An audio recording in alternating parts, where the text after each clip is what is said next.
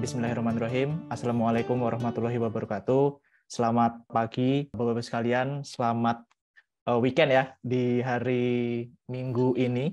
Menyempatkan diri untuk menambah knowledge lagi, gitu ya, menambah ilmu pengetahuan lagi. Jadi ini episode kedua, gitu ya. Jadi kemarin sudah dibuka oleh course-nya Pak Romi tentang 3 paradigm shift di bidang IT, gitu ya. Nah, hari ini episode kedua, gitu. Kita masih ada sekitar 18 episode lagi, gitu. Jadi hampir mirip kayak drama Korea, gitu. Masih sampai Agustus 2023. Nah, jadi hari ini, ini kita akan belajar, gitu ya, akan diskusi bareng-bareng masalah 5 tren serangan aplikasi berbasis web. Nah, jadi sebenarnya ini adalah updating dari course yang pernah saya sampaikan juga 2023 awal ini, gitu. Jadi nanti saya akan jelaskan sekaligus nanti akan saya sampaikan beberapa case study, gitu ya, beberapa studi kasus yang real kami implementasikan, gitu. Jadi memang sedikit perbedaan Brandmatics dengan yang lain, gitu ya. Jadi kami biasanya based on contohnya itu dari studi kasus real project kami, gitu. Kami bawa menjadi course seperti ini. Seperti yang kemarin disampaikan Pak Romi, ya, di mana-mana itu nanti dibawa di dalam course, gitu ya. Jadi izin, nama saya Karno, jadi ini alamat email saya, nomor telepon saya, gitu ya. Kalau nanti pasca training pengen komunikasi, pengen ngobrol, is okay, nggak masalah. Gitu, ada di slide-nya. Dan nanti terpasang di LMS. Nah, LMS itu nanti never ending story, gitu ya. Jadi selama Bapak-Ibu sekalian masih sanggup dan masih semangat untuk belajar, itu masih ada, gitu ya. Jadi nanti kami next-nya juga akan bikin one hal lagi, itu nanti akan semuanya terekap di dalam LMS kami, gitu ya. Nah, izin kenalan dulu ya. Jadi nama saya Karno, ya. Jadi Karno Nur Cahyo, jadi double O di belakang, dari Jawa, gitu ya, dari Jawa, dari Boyolali, ya. Jadi dari Semarang menuju Solo ada satu kota susu, gitu ya, kota sapi. Nah, itu di Boyolali. Nah, terus S1 S2 saya di bidang software engineering dan juga di bidang data mining, begitu. Dan saya dibiayai, dikuliahi oleh Pak Romi lewat Romi Satria Wahono Institute.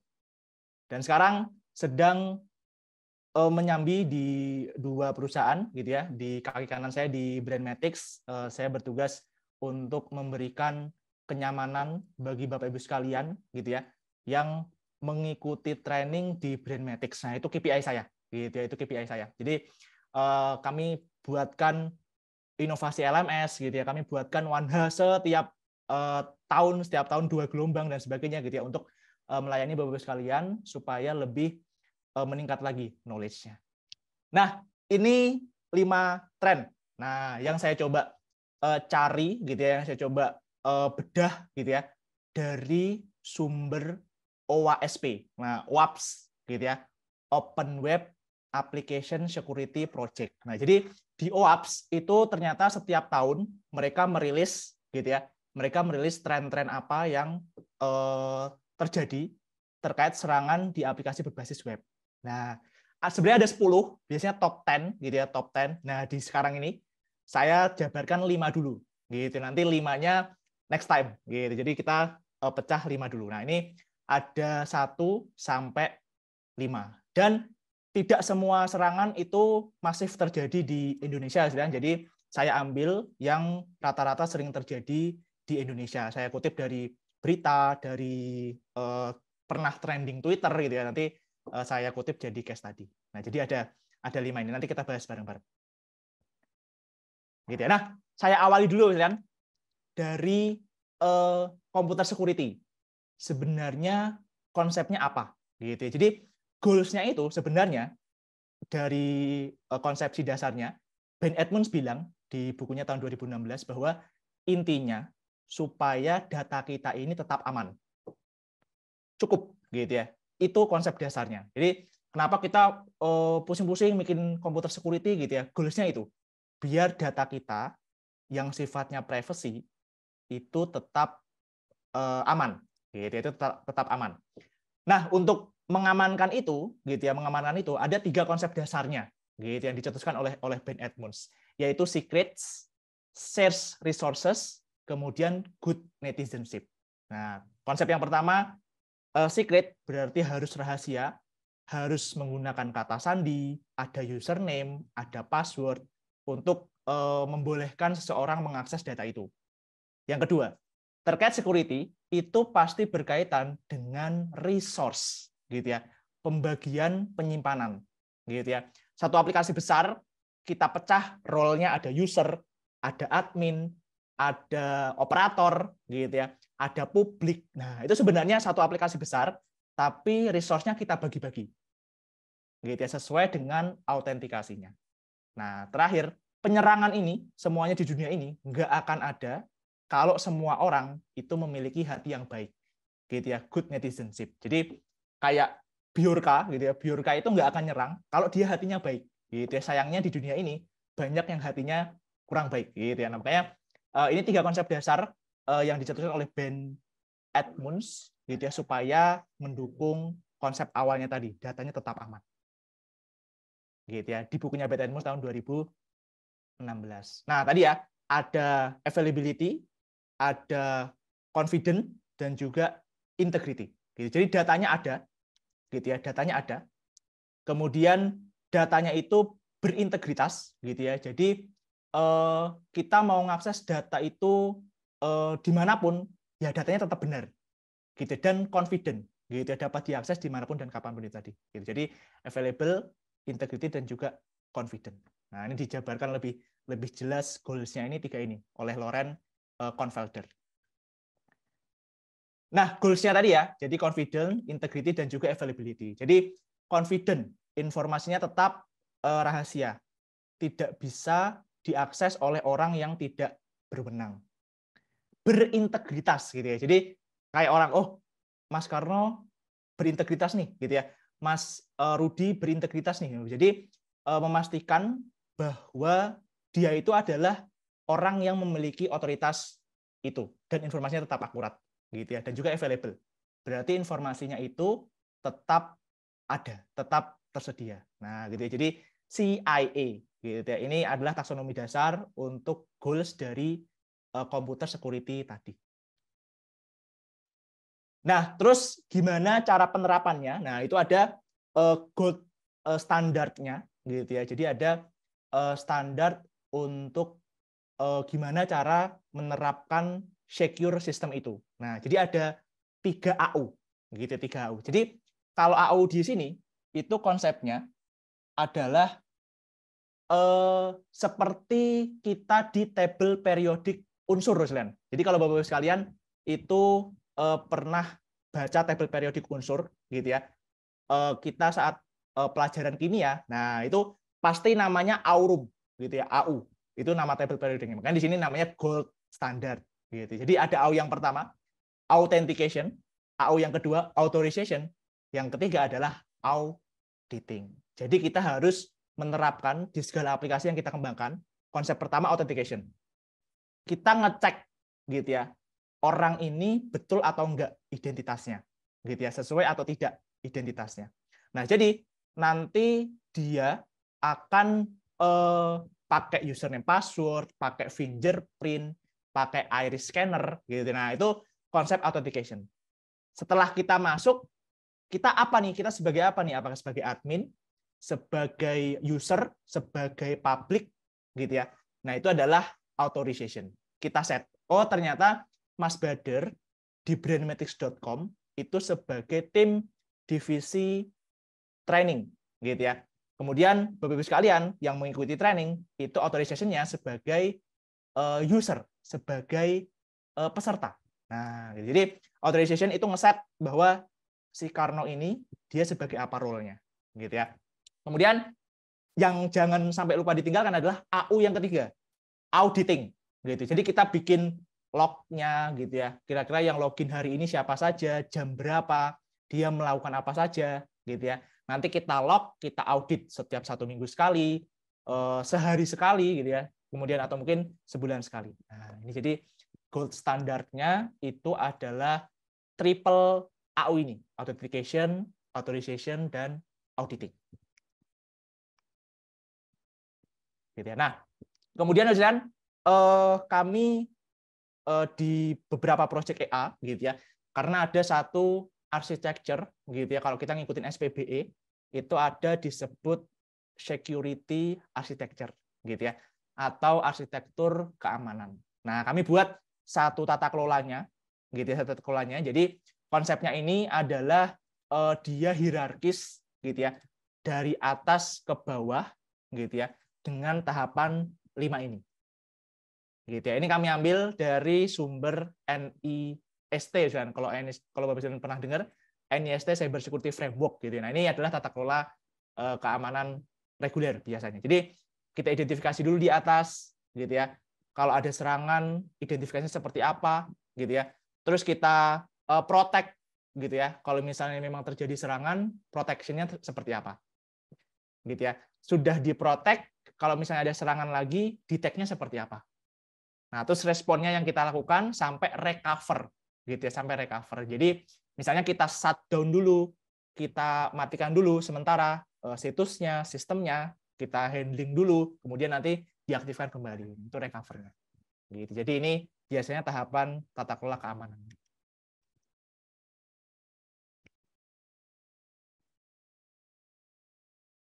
Nah, kemudian, kalau di bidang web security gitu ya.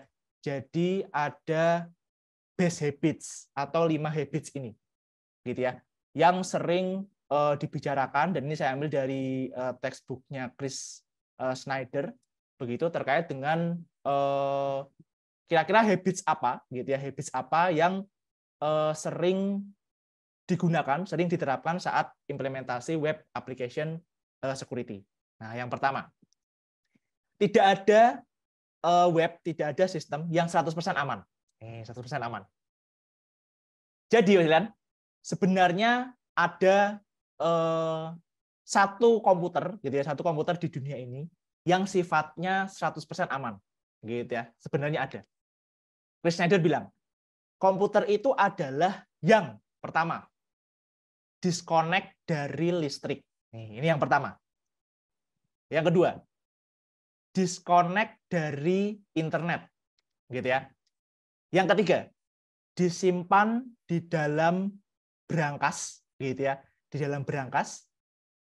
Brankasnya itu kita tanam, kita taruh di bawah bunker, di bawah bunker, gitu ya, dan dilindungi oleh Avenger. Nah, itu adalah satu-satunya komputer yang aman di dunia ini, dan itu nggak ada, gitu ya, dan itu nggak ada, gitu. Bayangkan, komputernya dicabut dari listrik, itu aja udah mati, udah nggak bisa dipakai, gitu ya. Nah, itulah konsepnya habits yang pertama, jadi habits ya. Kita biasanya kalau manusia habits-nya itu selama sekitar 33 hari, gitu ya, kalau kita pengen membangun kebiasaan baru. Ini juga sama. Di bidang application web security ada 5 habits, gitu ya. Yang pertama ini. Makanya dari Chris Snyder itu menyarankan, tidak ada usaha ataupun trik ataupun effort configuration yang membuat sistem kita 100% aman. Gitu ya. Kemudian Chris Snyder itu menyampaikan bahwa pertama kita sudah coba desain gitu ya, tampilan untuk formnya, kemudian regulasi untuk formnya itu dengan ketat gitu ya, tapi kena serangan buffer overflow. Yang kedua, sudah ditambal di atas, kena lagi serangan SQL injection. SQL injection beres, kita perbaiki, kena lagi pakai yang mekanisme upload file. Jadi dia ngupload file yang berbahaya, yang vulnerability-nya cukup tinggi. Nah, itu kena lagi, bobol lagi di sana. Gitu ya. Beres, kita hapus filenya gitu ya. Kita perbaiki celah uploading filenya, kena lagi DOS. Gitu ya, kena lagi DOS. Jadi dulu saya waktu kuliah dan semester 2 atau semester 3 itu sempat dapat tugas menggunakan DOS untuk mematikan situs apapun gitu ya, cari caranya. Nah, waktu itu ada satu aplikasi namanya Xnenial DDoS gitu ya. Di YouTube saya juga ada.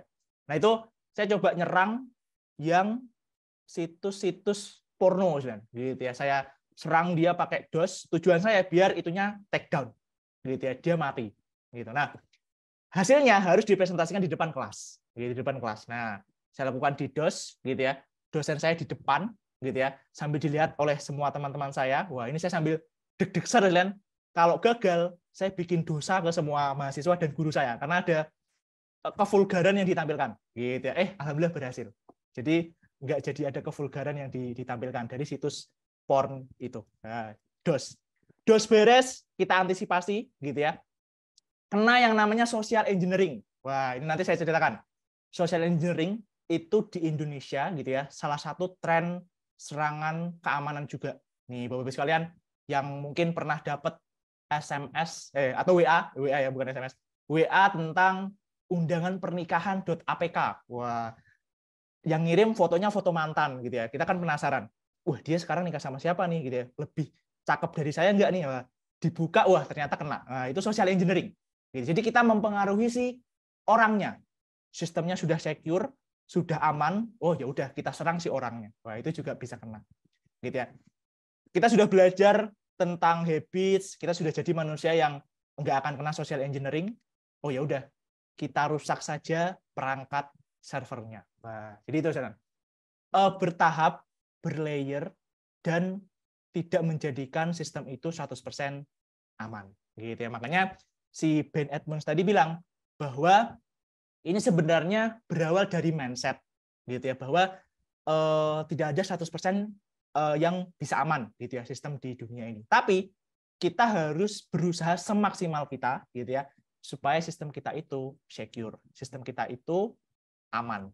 Gitu. Jadi berawal dari mindset, gitu, berawal dari mindset. Jadi seperti mindsetnya itu seperti gambarin ya, mindsetnya itu singa, tapi ternyata dia adalah pribadinya kucing. Nah, itu jadi berawal dari mindset. Habits yang kedua, gitu ya. Jangan pernah percaya dengan apapun yang user inputkan. Nih, jadi walaupun sebenarnya tidak semua pengguna itu berniat jahat. Enggak, jadi saya seperti bikin SIPP gitu ya, saya bikin Binmas Online System itu yang menggunakan para anggota Polri yang sama sekali tidak punya niat jahat. Mereka pengen pakai, memang ingin mengoperasionalkan. Nah, gitu ya. Tapi sebagian kecil pengguna gitu ya dari si Polri itu kebanyakan dikategorikan sebagai pengguna yang masih belum tahu. Gitu ya. Bos ada 5 fitur, gitu ya. Ada 5 menu misalnya. Menu kedua gunanya buat apa ya, Mas? Nah, itu ada yang belum tahu. Gitu ya. Dan sebagian lagi kita bisa kategorikan dia sebagai user yang jahat, berniat untuk membobol, mengambil data, gitu ya. Nah, makanya di sini saya bagi menjadi 3, gitu ya. Kita mengembangkan aplikasi apapun di tempat manapun itu terbagi menjadi 3 pengguna. Benar-benar yang pengguna baik, gitu ya. Dia paham, dia berniat untuk mengoperasionalkan aplikasi ini, gitu ya. Yang kedua, itu pengguna yang belum paham. Nah, biasanya datanya jadi error, dia kok nyimpan nggak berhasil gitu karena dia belum paham cara pakainya. Dan yang ketiga, yang berniat jahat. Gitu. Makanya jangan pernah percaya apapun yang diinputkan oleh pengguna. Gitu. Karena kita nggak akan pernah tahu gitu ya. Dari 98 peserta training hari ini, nah saya nggak tahu nih yang sekiranya apakah 98-nya berniat baik semua atau mungkin ada beberapa yang belum paham, yang berniat jahat dan sebagainya. Jadi karena keterbatasan itu kita nggak tahu semua pengguna kita, apalagi bos dipakai sama 40.000 pengguna. Saya nggak tahu apakah semuanya memang berniat baik atau sebagian ada yang mungkin belum paham atau berniat jahat. Nah, jadi itu habits yang kedua. Gitu. Tadi habits yang pertama kita coba mulai turunkan ekspektasi gitu ya, bahwa tidak ada 100% sistem yang aman di dunia ini. Yang kedua, jangan percaya dengan inputan pengguna. Nah, itu yang kedua. Yang ketiga, sistem pengamanan yang baik, gitu ya, adalah sistem pengamanan yang berlapis, gitu ya, berlayer-layer. Gitu. Jadi kalau Ben Edmonds bilang kita harus bisa mencontoh dari konsep pengamanan tentara, gitu ya, tentara. Ada zona 3, zona 2, zona 1 seperti G20 kemarin kan. Itu ada zona 3, zona 2, zona 1 yang benar-benar retristik gitu ya. Jadi betul-betul dia tidak boleh dimasuki oleh orang yang lain. Nah, jadi ini yang ketiga. Kita nanti harus membuat konsep pengamanan yang berlapis. Gitu ya. Jadi saat threat datang, saat serangan datang, gitu ya, kita pakai konsep yang tata kelola tadi, gitu ya. Kira-kira kita deteksi dulu, gitu ya. Kemudian saat dideteksi kita melakukan apa, gitu ya. Kemudian kita coba recover dulu, gitu ya, sampai kita hidupkan kembali. Nah, ini langkah-langkah pengamanannya. Jadi kita buat berlapis seperti zonasi tadi. Zona 3, zona 2, zona 1. Gitu ya.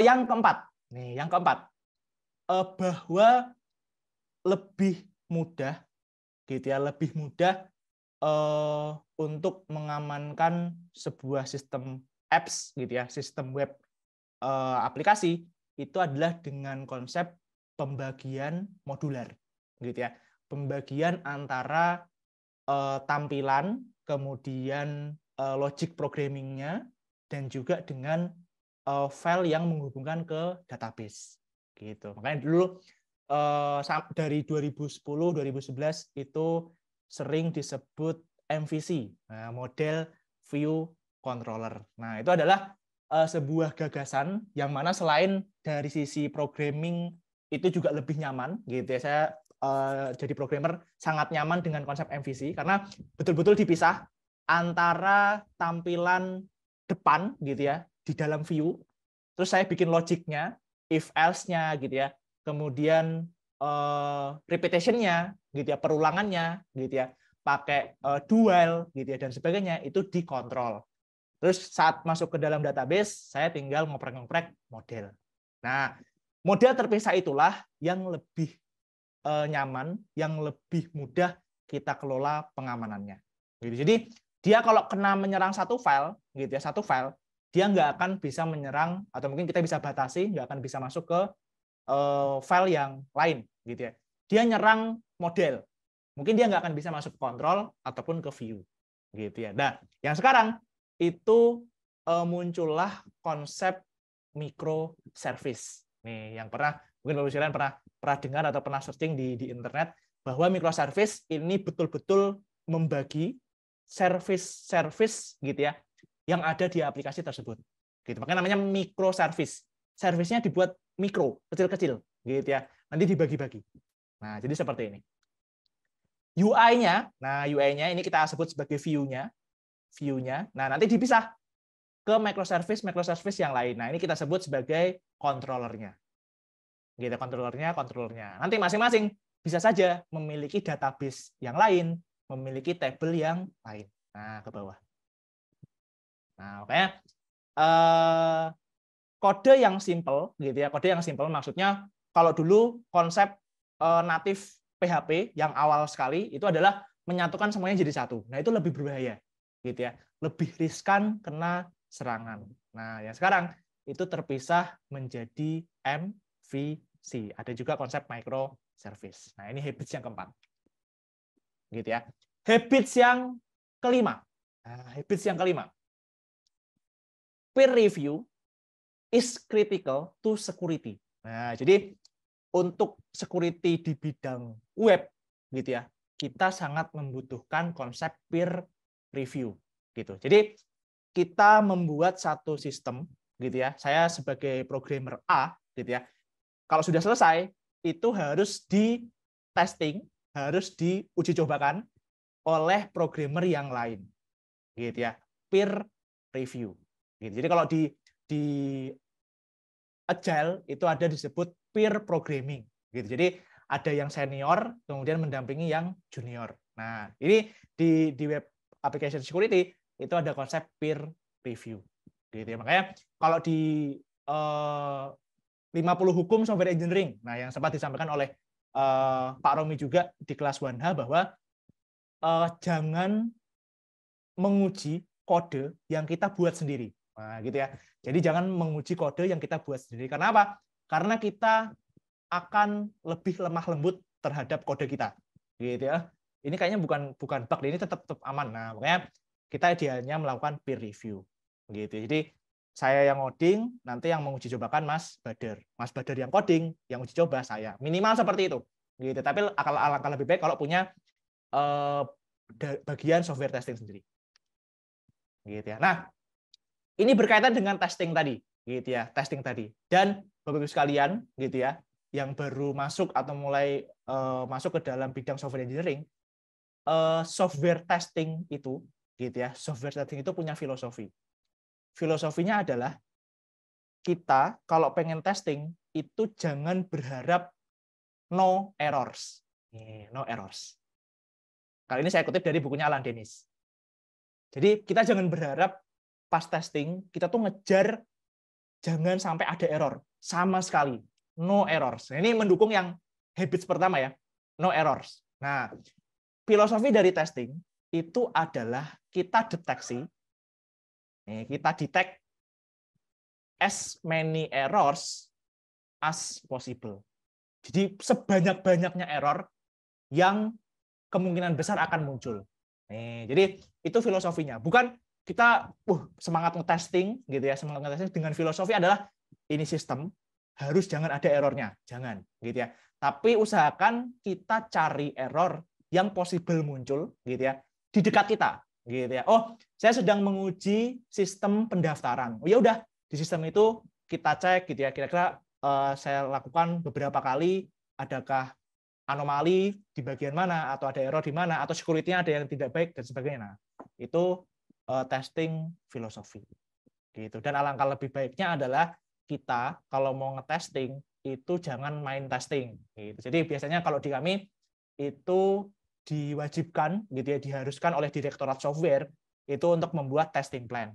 Gitu ya. Jangan sekali-sekali langsung main testing. Ini nanti akan seperti domino, efeknya domino ke belakang gitu. Jadi kalau orangnya yang ngetes sakit gitu ya dan butuh meeting saat itu juga nggak ada dokumentasi sama sekali. Gitu. Ini sudah dites atau belum? Alur tesnya seperti apa gitu ya. Makanya harus sistematis gitu ya. Dan juga dokumentasinya terstruktur. Nah, ini adalah filosofi dari testing, gitu, software testing. Dan ada 4, gitu ya, ada 4 untuk kita fase testing di dalam aplikasi berbasis web. Pertama, unit testing. Unit testing. Jadi ini hanya mengetes satu modul di aplikasi kita. Satu modul di aplikasi kita. Contoh, saya punya aplikasi Binmas Online System tadi yang saya ceritakan di depan. Ada 2 modul besar. Ada modul satuan pengamanan, Satpam, itu yang pakai Satpam, gitu ya. Buat laporan sehari-hari, buat pelatihan, gitu ya, pelatihan untuk mendapatkan ijazah Satpam dan sebagainya gitu ya. Ada juga modul Badan Usaha Jasa Pengamanan. Ini adalah perusahaan yang punya Satpam-Satpam itu. Nah, ini 2 modul ini saling berinteraksi. Nah, saya bikin sebuah fitur pendaftaran Satpam. Nah, saya testing fitur pendaftaran Satpam itu. Hanya itu disebut unit testing. Nah, sudah beres, sudah clear, saya naik step ke integration testing. Satpamnya saya daftarkan, tadi berhasil gitu ya. Saya harus cek di BUJP-nya, badan usahanya.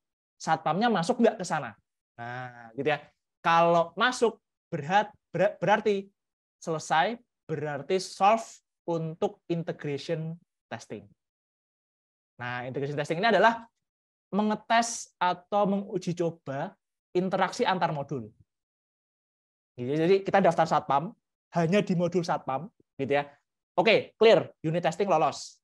Nah, kita next step ke integration testing, gitu ya. Oh, saat kita daftar Satpam itu berhasil muncul di daftar Satpam miliknya BUJP. Nah, itu yang kedua. Yang ketiga, kita tes keseluruhan BOS. gitu ya, keseluruhan sistem BINMAS online system tadi. Ini namanya system testing, gitu ya. Jangan sampai misalnya kita menambahkan library tadi di pendaftaran Satpam, jangan sampai library itu berdampak ke fitur yang lain. Nah, gitu ya, fitur-fitur yang sama sekali nggak ada kaitannya, malah jadi error. Entah tampilannya jadi bentrok antar library atau antar template. Nah, itu sistem testing. Lalu semua kita lemparkan ke acceptance testing, ke UAT. Nah, ini sudah kita kasih ke customer. Jadi kalau yang mengembangkan brand dev, saya kasihkan ke pihak Polri. Mereka yang akan mengetes. Gitu ya. Nah biasanya UAT, User Acceptance Testing. Ada versi alpha, ada versi beta biasanya. Gitu ya. Alpha itu pakai data dummy, gitu ya. Data masih belum real. Nah kalau yang beta biasanya sudah pakai data production, sudah bukan pakai data dummy lagi. Gitu. Kalau kita grafik, biasanya gitu ya, kena errornya itu di integration testing. Gitu ya. Error discover-nya, rates-nya tinggi. Gitu. Jadi kita ngetes Satpam, pendaftaran Satpam, berhasil. Kita simpan, berhasil simpan, tapi nggak muncul di modul BUJP. Wah, berarti error di sana. Integration testing error. Nah, tapi biasanya setelah kita perbaiki, itu nanti akan menurun. Gitu, yang menurun sampai nanti acceptance testing yang versi beta. Nah, inilah menguatkan habits yang kelima ya, dan habits yang kelima bahwa peer review is critical to application web security. Itu sangat kritis gitu. Jadi kita harus lakukan peer review, jangan kita mengecek codingan kita sendiri. Itu adalah habits yang kelima. Nah, tadi kalau katanya Chef Juna itu adalah appetizer, pembukanya. Nah, ini adalah main course-nya. Nih, kita nanti akan saya sampaikan 5 tren serangan ini gitu ya di main course ini. Jadi tadi kita diskusi apa itu computer security dan juga habits-nya. Nah, sekarang trennya. Yang pertama, vulnerable component. Nah, jadi serangan yang pertama gitu ya, itu berasal trennya gitu ya dari form, dari form. Jadi kita pasti kalau bikin aplikasi berbasis web itu pasti mainannya form, gitu ya. Paling pertama form login, gitu ya. Ada username, ada password, gitu ya. Kalau yang biasanya basisnya laporan, pasti ada form, entah itu checkbox, entah itu radio button, entah itu listing. Nah makanya disinilah yang paling sering, gitu ya, kena serangan berbasis web dari form ini. Gitu ya. Ada yang konsepnya tipenya nggak sesuai. Nah, ini awal mulanya biasanya. Kita nggak mencoba membuat regulasi atau aturan untuk form itu, tipenya harus string, tipenya harus integer. Nah, nggak kita set. Length-nya, panjang ukuran karakter yang bisa masuk juga nggak kita batasi. Bebas sakarepmu dhewe. Nah, itu ya. Itu penyebab yang kedua. Atau yang ketiga, bisa kemasukan yang dinamakan escape sequence atau meta karakter. Nah, yang paling sering adalah yang pakai poin ketiga, meta karakter. Karena ini nanti akan connect dengan SQL injection. Jadi dengan serangan tren yang kedua, SQL injection. Nah, makanya saya taruh di nomor 1 karena ini jadi gerbang pintu masuknya, gitu ya. Jadi dari form-form yang sering kita buat ini.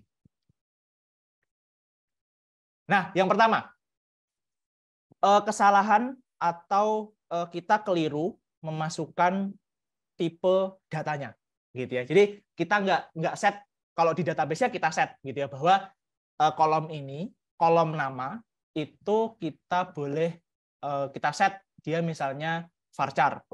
Atau kalau di Polri itu ada satu data namanya nomor register pokok NRP, itu harus integer. Nah, harus integer. Gitu ya. Nah, kalau kita masukin salah, kita masukin huruf misalnya, nah itu biasanya dampaknya bisa kemana-mana. Nah, contohnya adalah kita masukkan tadi ya tipe string ke form number. Nah, ini biasanya jadi awal mula. Atau yang selanjutnya sangat sering adalah kita menginputkan format tanggal ke format timestamp. Nah, yang Bapak sekalian belum pernah lihat, nah nanti saya jelaskan di belakang. Yang ketiga adalah kita masukkan gambar gitu ya pada kolom file yang sebenarnya itu bukan untuk gambar. Gitu ya. Contohnya saat kita upload file rekap Excel. Harusnya Excel, jangan JPG. Gitu ya. Tapi ternyata itu boleh JPG. Gitu. Jadi akhirnya dia bobo. Jadi saya sempat dapat cerita bahwa awal mula biasanya dari upload seperti itu. Jadi nggak kita batasi. Di formnya bilang bahwa hanya boleh menerima gambar, gitu ya. Tapi si hacker itu dia bisa memasukkan file PHP, dong, gitu ya, .php. Nah nanti PHP itu di running langsung bisa menyebabkan error, menyebabkan serangan. Nah itu dari input wrong type ini. Gitu ya. Nah, yang disebut timestamp ini ada salah satu contoh di kami yang kami kembangkan di tahun 2021 kemarin dari BMKG. Gitu ya. Dari BMKG mereka sedang buat namanya portal integrasi jaringan data petir. Jadi mereka ingin memonitor secara dashboard kira-kira petir itu terjadi di mana saja. Gitu ya. Nah, di sini alat penangkap petir mereka itu bertipe timestamp seperti ini. Nah, bertipe timestamp. Gitu. Jadi ini nanti akan bisa dikonversi, gitu ya. Pakainya function epoch, nanti jadilah seperti di kanan. Nah, terkadang sumber masalahnya, gitu ya, adalah date time malah dimasukkan isian timestamp yang di sebelahnya. Atau kebalikannya, harusnya masukinnya timestamp, tapi malah masukin format yang date time. Seperti ini. Nah, itu konsep kesalahan yang selanjutnya. Jadi kita memasukkan timestamp di date time ataupun sebaliknya. Memasukkan meta karakter. Nah, tadi saya sampaikan bahwa ini adalah sumber awal mula yang nanti bisa merembet kemana-mana. Bisa merembet ke SQL injection, bisa merembet ke server-side request for query, dan sebagainya. Berawal dari meta karakter. Meta karakter itu apa sih, Mas Karno? Meta karakter itu yang saya kasih warna hijau ini. Nah, ini ya. Ini meta karakter namanya. Jadi, karakter-karakter selain huruf dan bilangan dan angka. Nah, itu disebut meta karakter. Nah, tapi hacker-hacker biasanya itu menggunakan sangat sering 4 ini. Single quote, double quote, semikolon, sama slash. Gitu. Jadi petik 1, petik 2, titik koma, dan juga slash. Inilah yang sangat sering dipakai oleh hacker. Gitu. Selain pilihannya ada di atas. Gitu. Nah, ini sangat berbahaya kalau kita nggak antisipasi, gitu ya. Nah, inilah jadi konsep yang serangan pertama, yaitu vulnerability components. Gitu ya. Nah, cara melindunginya gimana? Kita bisa pakai konsep quoting. Kita bisa pakai konsep quoting. Karena biasanya servernya kan Linux, gitu ya. Linux dan PHP biasanya berkorelasi pakai perintah scriptingnya, perintah CLI-nya. Nah, itulah yang menyebabkan nanti dari sisi Linux-nya akan menjalankan perintah ancaman atau perintah hackers dari si .php-nya itu. Nah, gitu ya. Makanya kita amankan pakai konsep quoting, gitu ya. Dikasih petik, gitu ya. Dikasih petik untuk melindungi meta karakter itu. Jadi kita buat dia itu interpretasinya bukan sebuah perintah yang berbahaya, bukan. Tapi kita interpretasikan dia itu hanya sebagai simbol biasa. Nah, gitu ya. Quoting itu ada 3. Bisa pakai backslash, petik tunggal, atau petik ganda. Gitu ya. Misalnya kita pengen melakukan quoting terhadap petik 1 di sini. Nah, gitu ya. Kita kasih quoting pakai petik ganda atau pakai backslash. Gitu. Jadi kalau di Linux itu pasti akan berbeda. Gitu, akan berbeda. Contoh, kita ingin menjalankan echo ini ya. Echo don't miss it, gitu ya. Tapi dannya ini ada petik 1 di atasnya. Tapi pas kita jalankan, dia malah ngenter ke bawah dan minta perintah-perintah tambahan. Nah, gitu ya. Ini adalah konsep quoting-nya belum diterapkan. Nah, gimana cara menerapkan quoting? Itu di bawah. Kita kasih backslash. Kita kasih backslash. Biar apa? Biar dan slash gitu ya. Kita melindungi atau kita mengquoting single quote tadi. Jadinya adalah dan miss it. Ini adalah yang kita harapkan. Gitu. Jadi karena quoting itu melindungi meta karakter supaya bisa dibaca hanya sebagai simbol biasa, bukan sebagai perintah seperti ini. Gitu ya. Nah, itu quoting. Ada 3. Bisa pakai petik 1, petik 2, atau backslash. Nah, gimana caranya kita mengantisipasi vulnerability components tadi? Nah, itu ada beberapa strategi ya, Yang pertama, kita matikan fitur global variables kalau kita menggunakan PHP. Yang kedua, kita declare variables-nya apa gitu ya yang ingin kita gunakan. Yang ketiga, kita hanya izinkan inputan yang memang boleh diinputkan gitu ya. Yang keempat, kita harus cek tipe data, panjang inputannya harus berapa, dan juga format ekstensinya. Apakah boleh Excel atau boleh gambar atau hanya boleh PDF. Nah, itu yang keempat.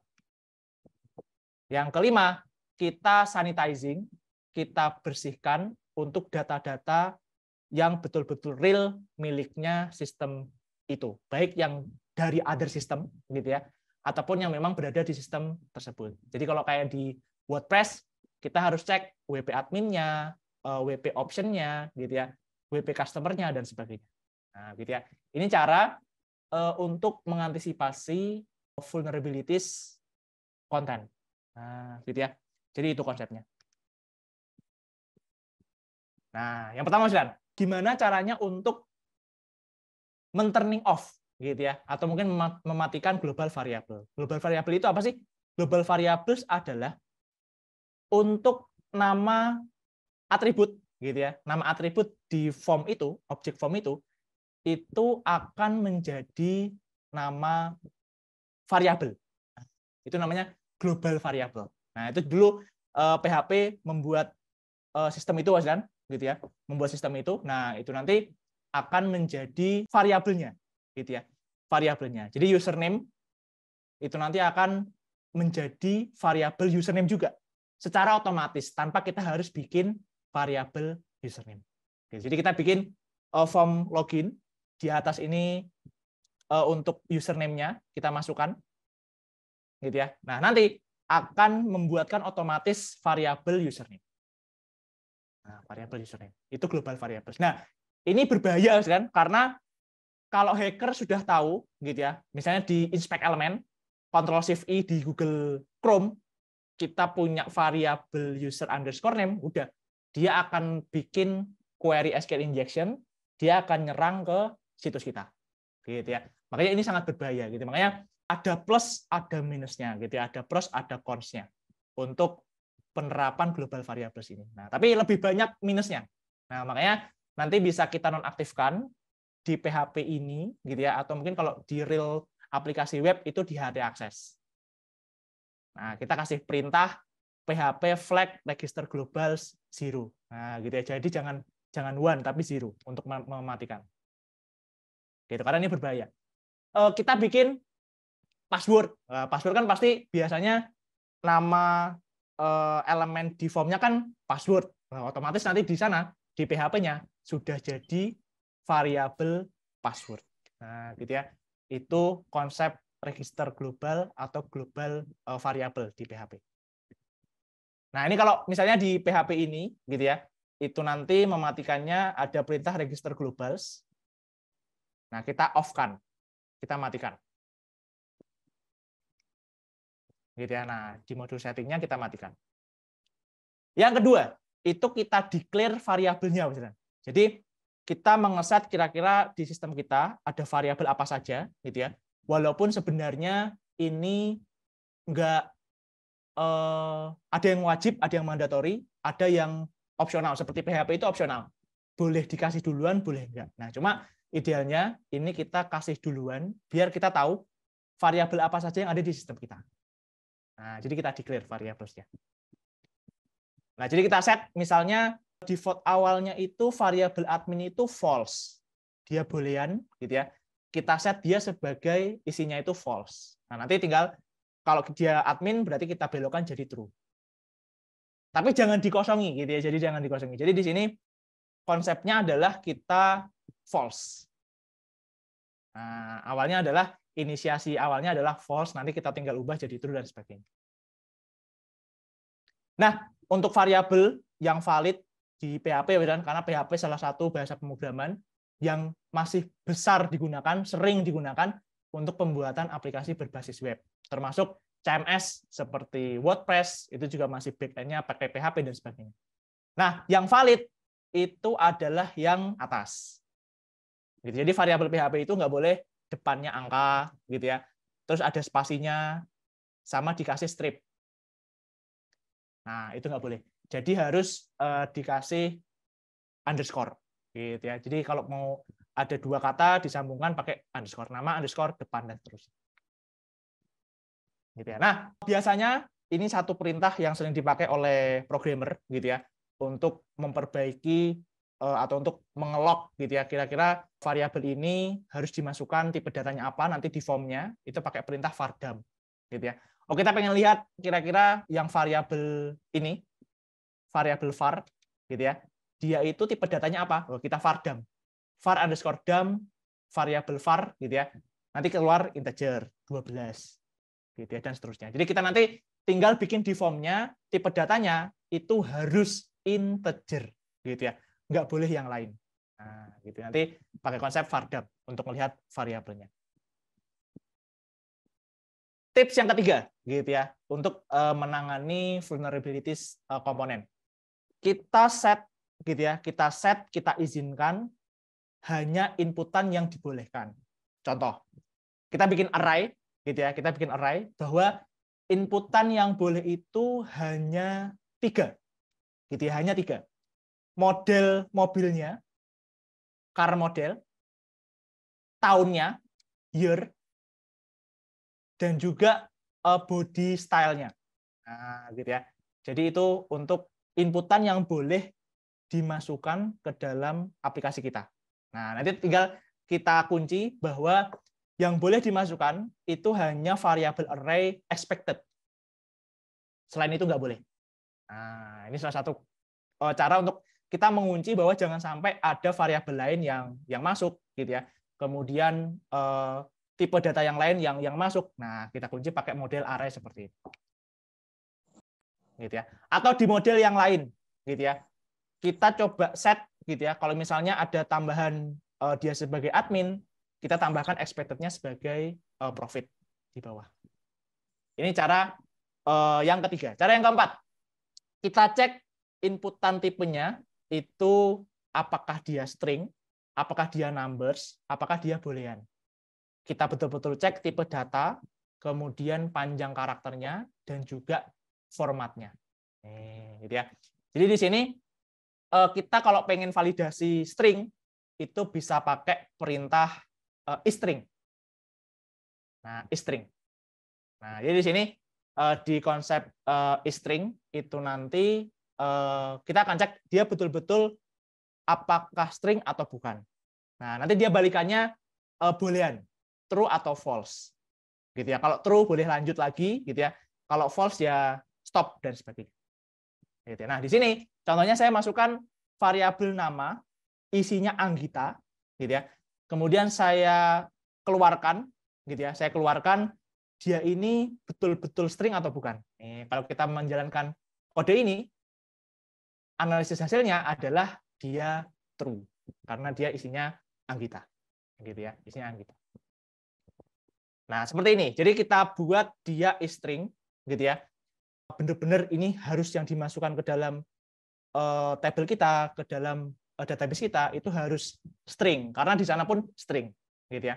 Kita cek dulu isString apakah betul Anggita. Kalau iya, berarti menampilkan namanya.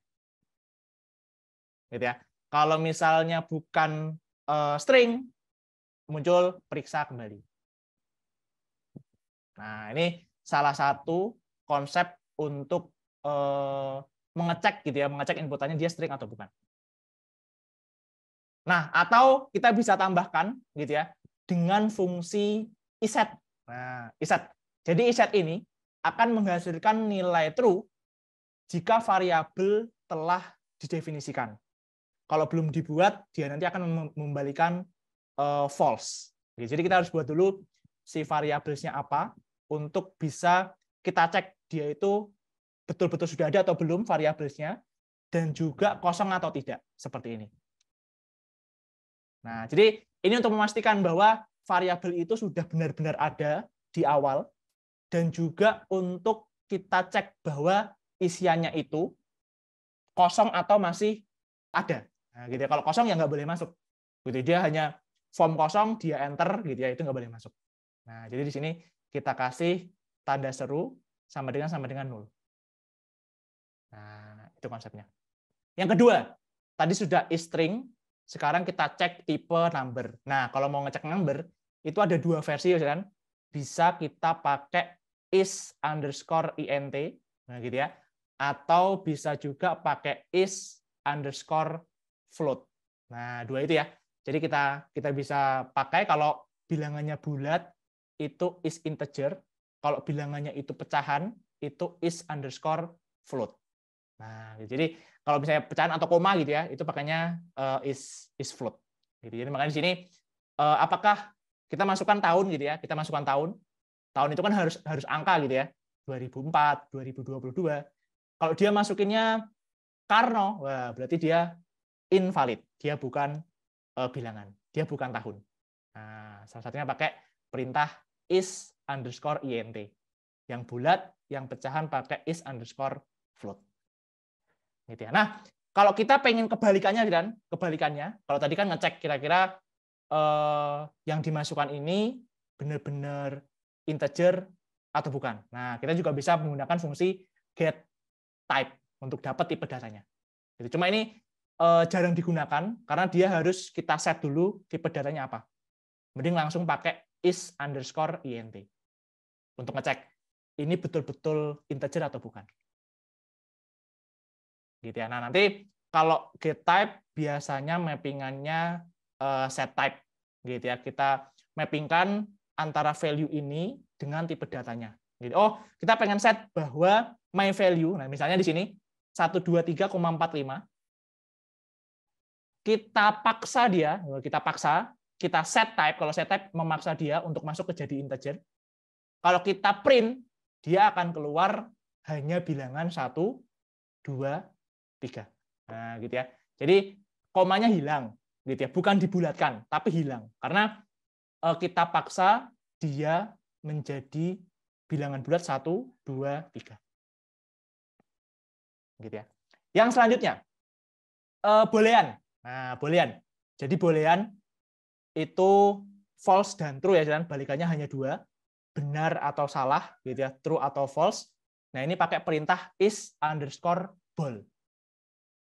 Nah, is_bool. Gitu ya. Kita cek dia ini boolean atau bukan, gitu ya. Kita pakai is_bool. Kalau tadi yang string is string, yang bilangan ada is integer ataupun is float, yang ini bisa pakai is_bool, gitu ya. Boolean. Nah, jadi kalau kita coba running seperti ini, kan, misalnya kita ingin bikin satu function, gitu ya. Satu function untuk ngecek tipe data apa yang ada di sistem kita. Nah, jadi kita jabarkan semuanya, gitu ya. Saat di sini kita jalankan, gitu ya. Saat di sini kita jalankan, kita cek nilai. Contoh yang 45. Nah, kita cek nilai. Itu nanti akan keluar dia adalah angka. Nih, karena dia akan masuk ke sini. Dong, gitu ya. Ini angka. Gitu ya. Misalnya yang kedua, kita cek nilai halo. Nah, gitu ya. Kita cek halo, nanti dia akan keluar yang string. Nih, yang string. Ini string. Gitu ya. Kita cek bahwa variabel dash, gitu ya. Variabel dash kita keluarkan ini string. Gitu ya. Dari variabel di sini kita bikin function dari nilainya apa? Nilainya masuk ke sini, gitu ya. Dan dia adalah 0. Dia membalikan true-nya adalah halo, jadinya string. Yang selanjutnya, length. Nah, lain kita cek kira-kira panjang karakternya sudah sesuai atau belum, gitu ya. Kalau tahun itu 4 karakter, nah jadi kita pakai perintah strlen. Nah, strlen tahunnya berapa panjangnya, kalau bukan 4 berarti nggak boleh masuk. Nah, pakai fungsi strlen. Di sini. Nah, selanjutnya ada perbedaan misalnya antara false gitu ya, kemudian empty dan juga null. Nah, jadi kita bisa cek ya, misalnya kita tes gitu ya, apakah string var, ini var-nya ini apakah dia termasuk string di sini. Nah, di sini kalau kita masukkan kata-kata something, ya dia true, balikannya true. Kalau dia isinya 1, 2, 3, 4, 5, jawabannya false. Gitu, jawabannya false. Karena itu adalah angka, gitu. Itu adalah bilangan. Nah, tapi kalau kita isinya 0, gitu ya. 0 misalnya, ya udah kosong aja. Itu nanti dia akan membalikan nilai true. Dia termasuk string, tapi string yang 0, yang kosong. Gitu ya. Nah, ini salah satu perbedaannya. Gitu, salah satu perbedaannya. Nah, selanjutnya terkait dengan atribut pattern. Jadi dalam form itu kita bisa buatkan regular expression, gitu ya, regular expression untuk kita buat mengatur, buat mengeset bahwa oh form ini nggak boleh dimasukkan apa, gitu ya, atau kita kasih regulasi, kita kasih rules-nya apa, gitu ya, di dalam form itu. Namanya atribut pattern. Nah, contoh. Saya bikin form dengan dia namanya username ini. Nah, saya kasih pattern. Nih, saya kasih patternnya adalah ini. Gitu ya. A strip Z 1,15 gitu ya. Artinya adalah username-nya hanya boleh huruf kecil semua. Kalau dia masukin huruf besar gitu ya, dong langsung dilarang gitu ya, langsung nggak boleh masuk. Yang kedua, tidak ada huruf besar. Gitu ya. Dia betul-betul hanya huruf kecil. Angka dan karakter khusus tidak diperbolehkan. Karena kita kunci dia A sampai Z. Di sini. Panjang username-nya itu 15 karakter. Dari mana Mas Karno? Dari nomor 1 sampai nomor 15. Gitu ya, 1 sampai 15. Gitu. Nah, di sini tampilannya nanti akan seperti ini. Nah, misalnya kita masukkan John 1, gitu ya. Ada angka satunya, gitu. Nah, nanti akan muncul notifikasi seperti ini, gitu ya. Bahkan ini akan muncul sebelum kita klik simpan, atau biasanya kalau di login ya klik login, gitu ya. Dia akan keluar. Nah, ini salah satu perbantuan juga barusan untuk pembuatan form, gitu ya. Kita kasih perintah pattern.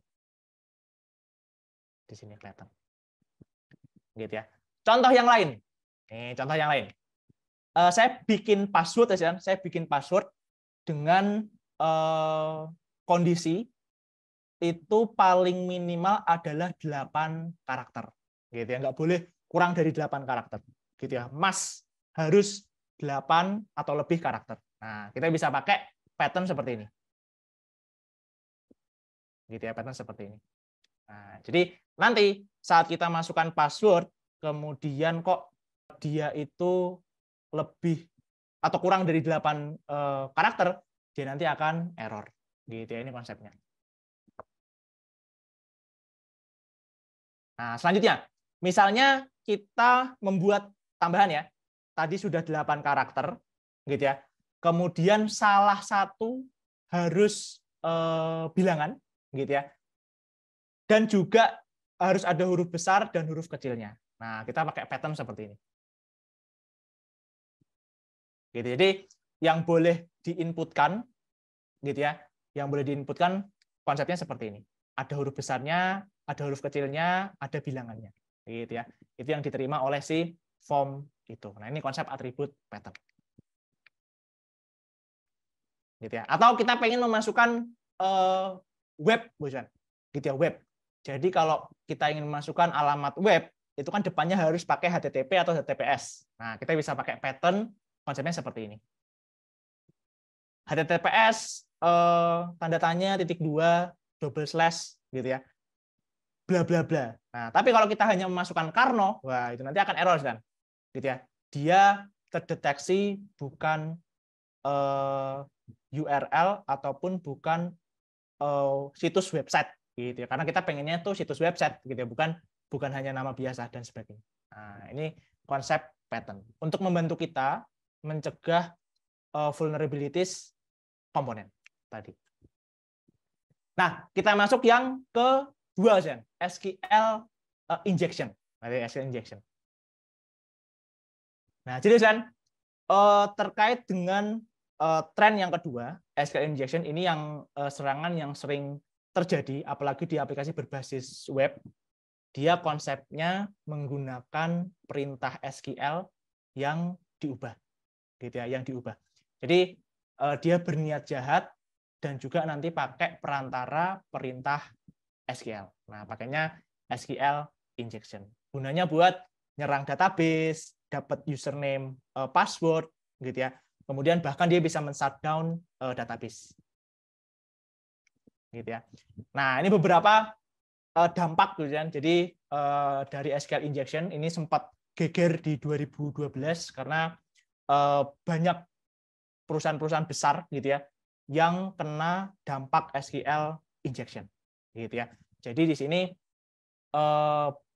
kehilangan data gitu ya, baik itu LinkedIn, Yahoo, Adobe, Nvidia dan sebagainya. Nah, itu kehilangan banyak data dari dampak SQL injection. Nah, cara kerjanya. Nih, cara kerjanya Jan. Cara kerjanya.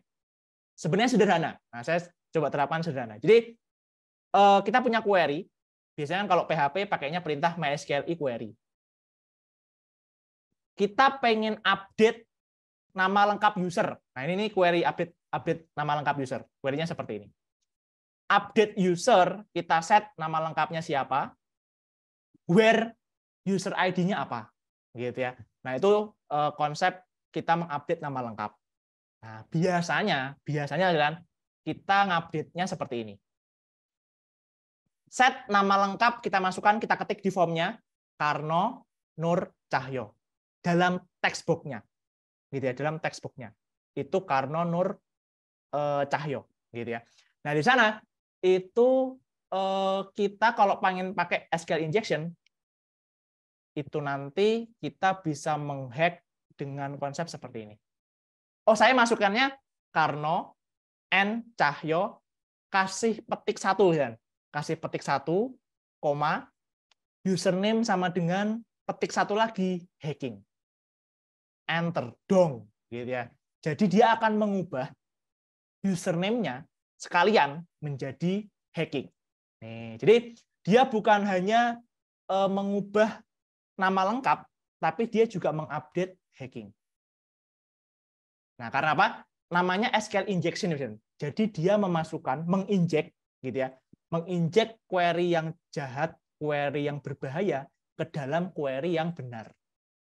Gitu ya. Jadi yang harusnya dia dimasukkan Karno Nur Cahyo seperti ini. Nah, tapi dia mengubah sekalian, memasukkan username sama dengan petik hacking, gitu ya. Ini kalau dijabarkan, gitu ya, itu nanti akan menjadi username barunya adalah hacking. Padahal username saya misalnya Karno 13, gitu. Jadi berubah jadi hacking. Nah, contoh lagi. Kita serang pada bagian pencarian nama murid, gitu ya, atau nama mahasiswa, gitu. Jadi kita cari pakai perintah select ya, kita pengen cari nama murid dengan nama Karno Nur Cahyo. Ini query-nya, yang saya highlight warna merah. Nah, nanti di sana di query itu saya bukan memasukkan nama Karno Nur Cahyo, bukan. Tapi saya sebagai seorang hacker, saya memasukkan perintah ini, gitu ya, atau ini. Nah, sekali lagi, meta karakter itu sangat berbahaya, gitu ya, karena di sini ada single quote, ada juga semikolon. Nah, ini sangat berbahaya, gitu ya. Jadi dipetik satu, gitu ya, Budi, gitu ya, di ujung ada semikolonnya. Ini akan diinjek, akan masuk menjadi seperti ini misalnya, gitu ya. Yang pertama dulu, yang atas akan menjadi gabungan SQL karena ada injeksinya, ada injectionnya, yang warna merah. Nih, jadi kita masukkan, kita ketik dalam formnya, petik 1 Ariel, petik 1 OR 1 sama dengan 1. Nah, dong, kita enter, maka mereka akan dapat semua data kita. Yang kedua, bisa mengupdate gitu ya, seluruh data kita gitu ya, menjadi nama lengkapnya Jakarta. Yang nomor 3 lebih berbahaya kan, bahkan bisa menghapus gitu ya, menghapus data kita. Nah, yang ke bawah itu bisa double atau multiple query, bisa dapat data, kemudian dia akan menghapus atau mendrop tabelnya.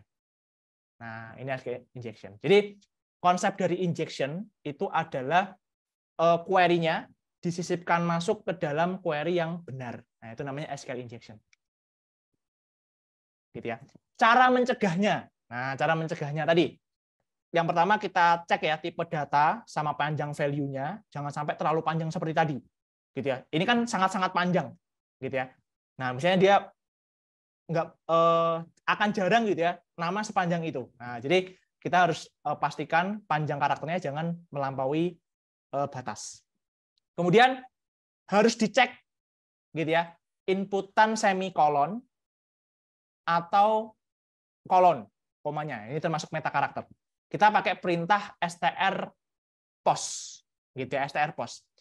Untuk mengubah dia, kita cek dia hanya sebagai inputan biasa. Nah, nanti misalnya akan menjadi Karno Nur Cahyo titik koma. Nah, itu pakai perintah yang di bawah. Benar-benar titik koma, bukan perintah query, gitu ya. Nah, itu nanti akan pakai real escape string, MySQL atau mungkin MySQL real escape string.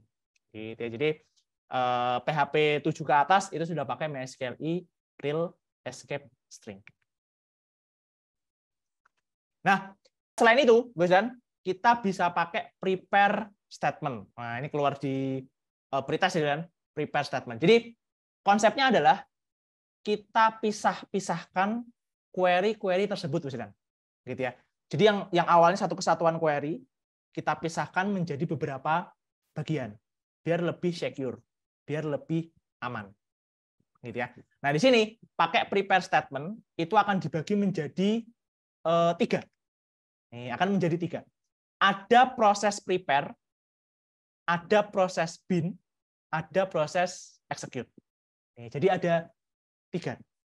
Yang pertama, kita siapkan query dasarnya, tapi belum ada datanya. Nih, kita siapkan query dasarnya, tapi belum ada datanya, itu prepare. Itu prepare. Kita kirimkan data, tadi ya, kita kan masukkan data, update-nya namanya Karno Nur Cahyo, gitu ya. Atau mungkin kita update password, jadinya password rahasia aku, bla bla bla. Nah, itu kita kirimkan ke query dasar itu. Query dasar yang ada di prepare. Itu namanya bin.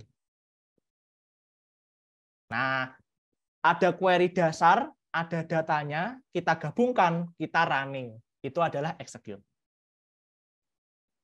Nah, nanti simbol data itu biasanya diganti dengan tanda tanya seperti ini. Nah, gitu ya. Itu konsep prepare statement. Jadi dibagi 3. Prepare, bin, sama execute. Nah, ini pertama prepare, gitu ya. Kita prepare, kita siapkan dulu query dasarnya. Select asterisk atau start from user where nama lengkap siapa. Nih, kita siapkan dulu query dasarnya. Query dasarnya sudah siap, sudah ready. Kita masukkan datanya. Nih, query-nya sudah siap, datanya kita masukkan. Dong, gitu ya. Misal saya masukkan Karno Nur Cahyo seperti ini. Ini datanya, saya cemplungkan ke variabel nama lengkap, kita gabungkan ke variabel stmt. Isinya adalah query dasar yang tadi. Nah, query-nya kita buat, query dasarnya, datanya kita cemplungkan karena Nur Cahyo, dong kita execute di langkah ketiga. Nah, ini cara yang paling nyaman gitu ya untuk bisa mengantisipasi serangan SQL injection. Gitu ya. Ada prepare, ada bin, ada statement. Nah, ini kalau overall, kalau overall kita jadikan satu perintah atau mungkin satu kode, gitu ya, satu coding PHP, nanti akan seperti ini. Sekali lagi, konsepnya sama. Kita buat dulu, kita prepare dulu di sini query dasarnya.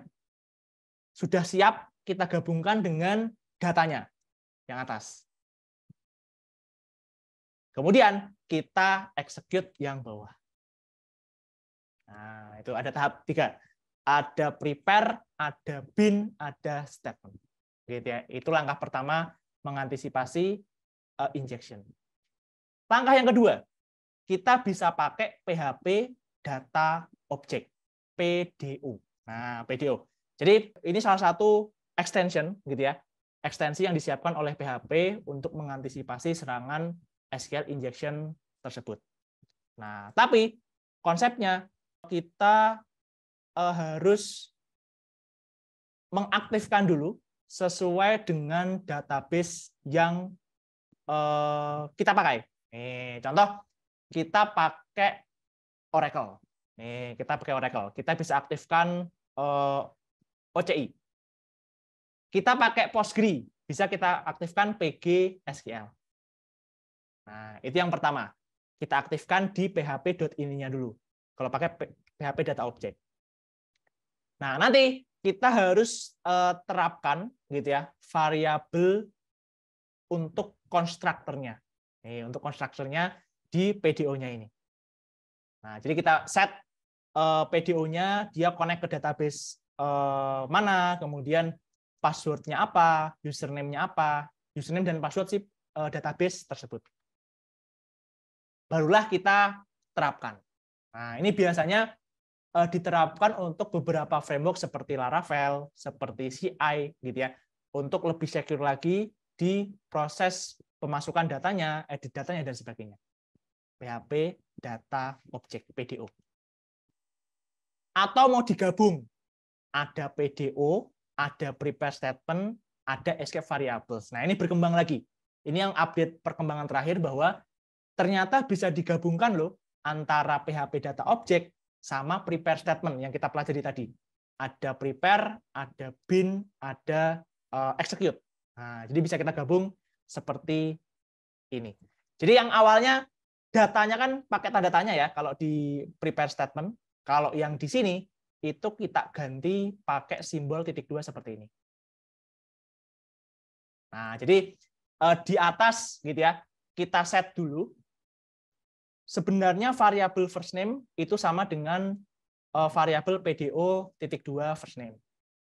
ID sama dengan titik 2 ID. Nah, nanti pas menjalankannya, pas di execute-nya, itu menggunakan perintah yang bawah.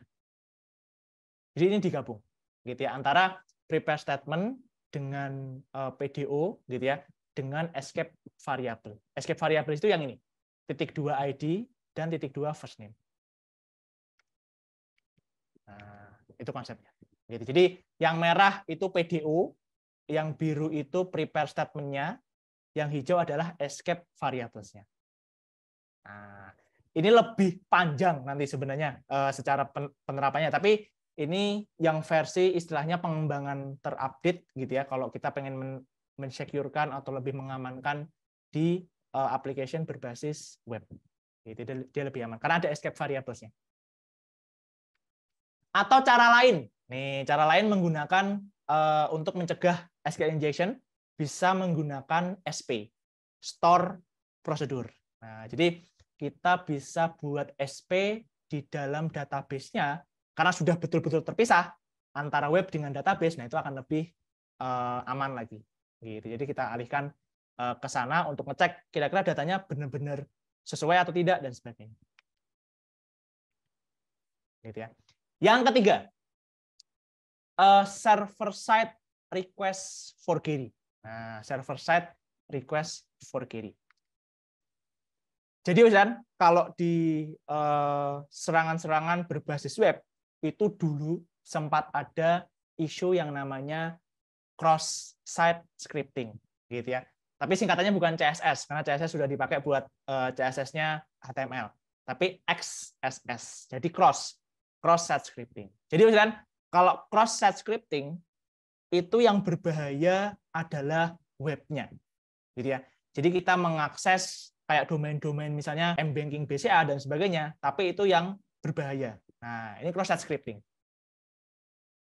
Kalau cross-site scripting itu buat mencuri cookie, buat menyebarkan malware, gitu ya, atau membajak session itu juga bisa. Nah, hubungannya apa dengan server-side request for query? SSRF ini adalah kebalikannya XSS, gitu ya. Jadi kalau XSS dan cross-site scripting itu mengambil keuntungan dari pengguna melalui web yang dianggap terpercaya. Nih, makanya saya setiap hari baca detik.com, gitu ya. Saya sudah familiar sekali dengan tampilannya, gitu ya. Tiba-tiba domainnya beda, tapi tampilannya sama. Nah, padahal di sana itu banyak jebakan Batman, gitu ya. Banyak malware, banyak beberapa serangan web. Nah, itu cross-site scripting. Nah, server-side request for query itu kebalikannya. Jadi dia mengambil keuntungan, gitu ya, dari seseorang yang mudah percaya, dari pengguna. Jadi bukan dari webnya, tapi dari penggunanya. Saya mudah percaya nih dikirimi email, padahal itu spam, tapi tetap dibuka, tetap diklik. Nah, saya orangnya mudah percaya.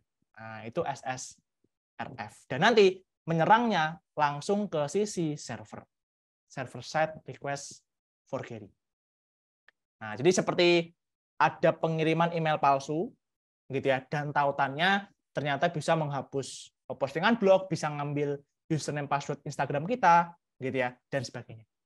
Nah, jadi memanfaatkan orang yang mudah percaya itu SSRF.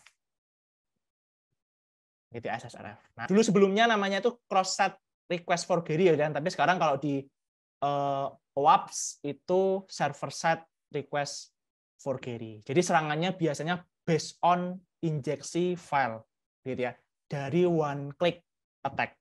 Oh, dia menarik nih, bagus nih, dia klik dong, gitu ya.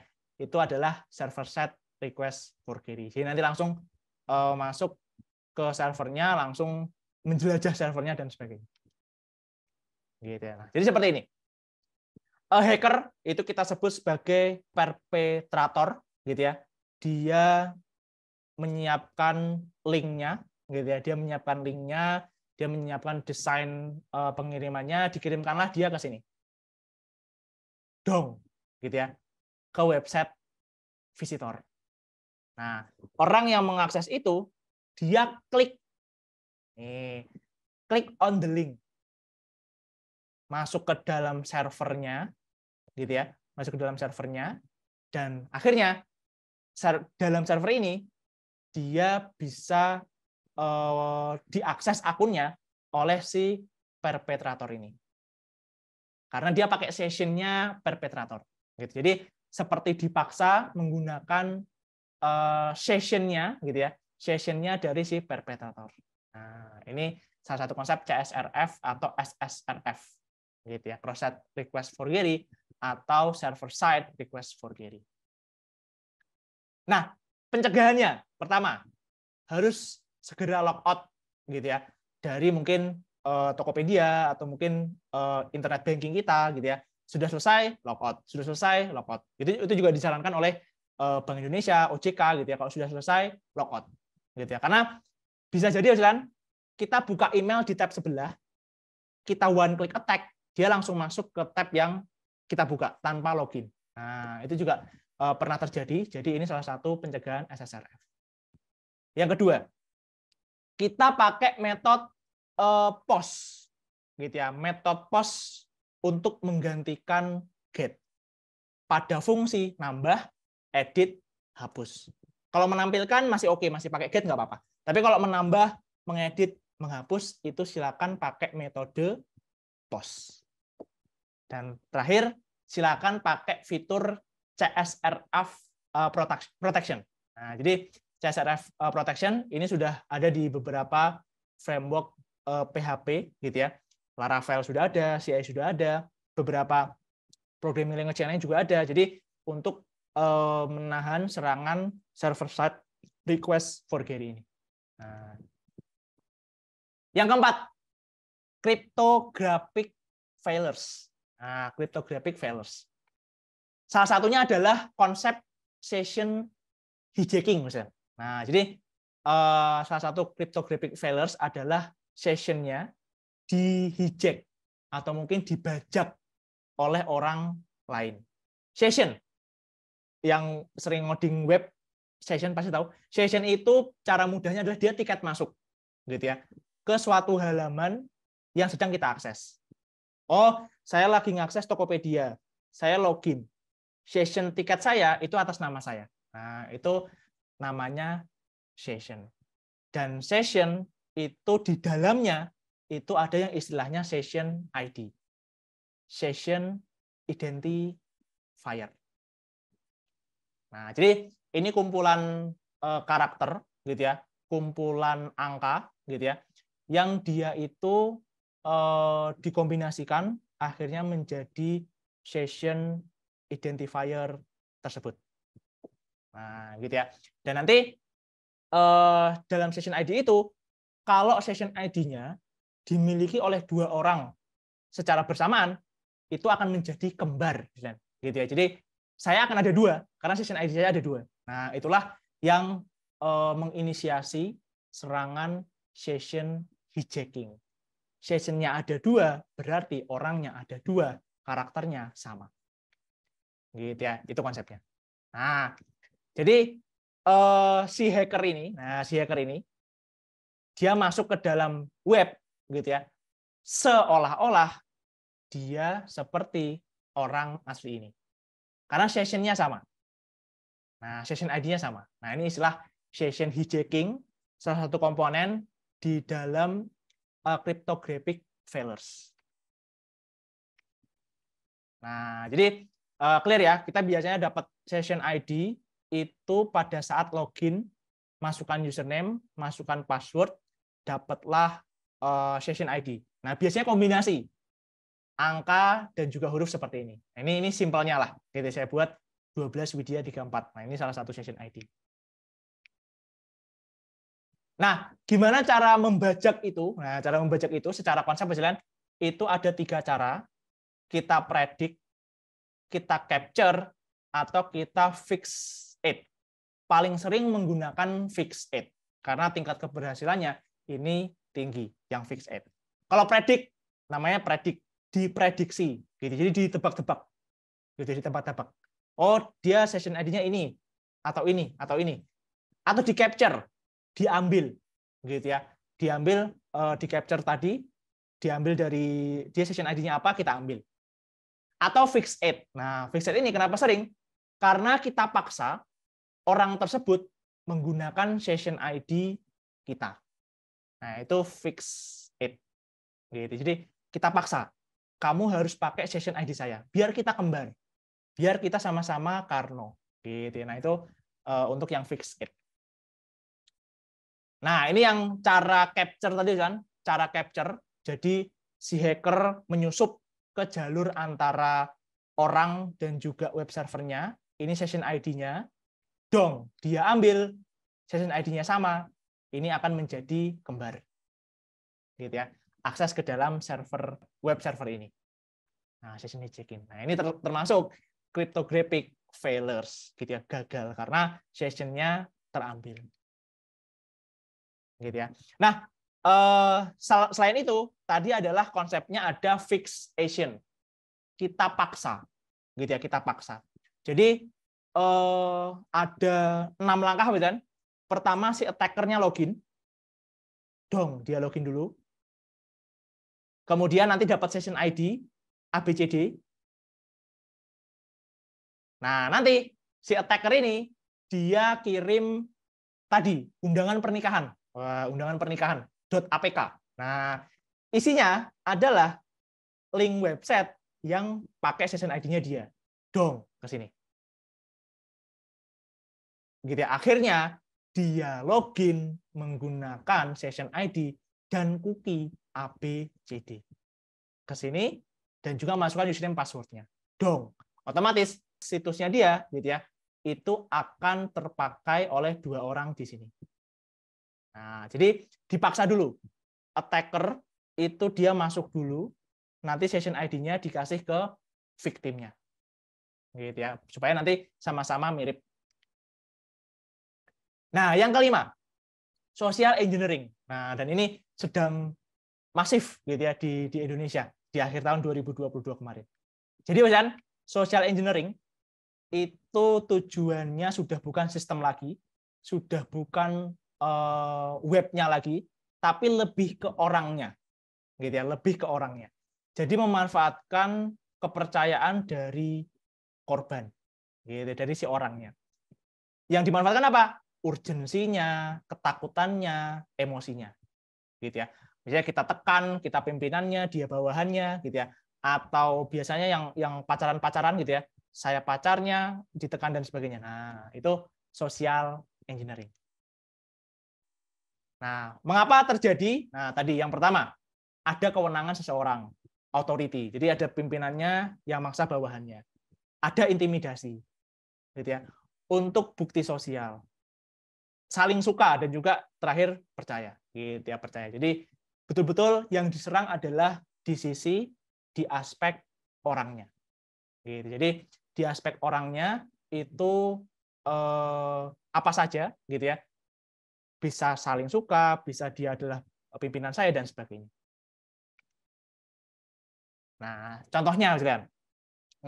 Ini saya taruh di nomor 5, gitu ya, karena memang ini sangat sering terjadi di Indonesia. Dari Instagram dulu.